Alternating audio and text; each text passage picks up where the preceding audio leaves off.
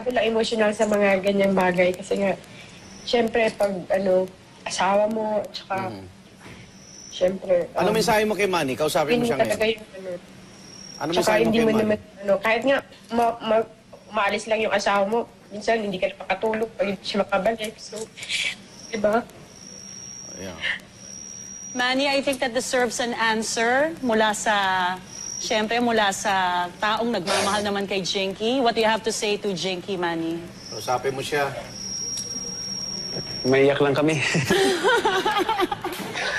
Yakapin mo na Iba para... ka talaga, Manny, ah. Pinipigilan ko nga lang maiyak. Yakapin mo para maano naman, Okay. Oo. Okay naman. Salamat sa Panginoon at salamat sa dasal ng mga fans na lagi nakasuporta. At siyempre, talagang ganun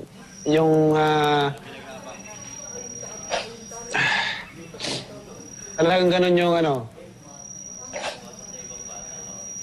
Sige Manny, maunawaan ka namin kung bibigay ka. Okay lang yan. Talagang minsan Pero sabi nga ng mga Pilipino, magkakasama tayo nung nananalo ka, nasa ibabaw ka, mas lalo ka namin sasamahan ngayon. We are very proud of you, Manny, and we love your family. Nananatili ka pa rin kampiyon sa puso namin kung ano man naging resulta kahapon, ha? Manny, kausapin mo ang mga kapusong nanonood. okay lang ako. Okay lang ako, pero yung lang, ayaw kasi nasasaktan yung pamilya ko. Yung mga tao na sumusuporta,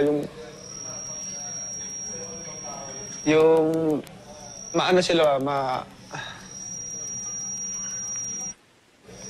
lumural ba na gusto ko silang pasayahin and malungkot sila ngayon lahat.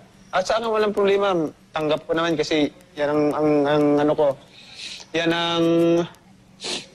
ang trabaho ko. May pag dumating yung kailangan tanggapin, pag dumating yung panahon na matalo.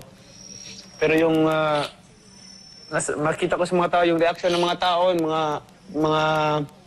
mga Pilipino na maraming mga umiyak, lalo yung pamilya ko umiyak. Nasasaktan ako. Manny, hindi kami malungkot dahil kasama ka pa rin namin sa Pasko. Thank you very much for making the Filipinos happy, Manny.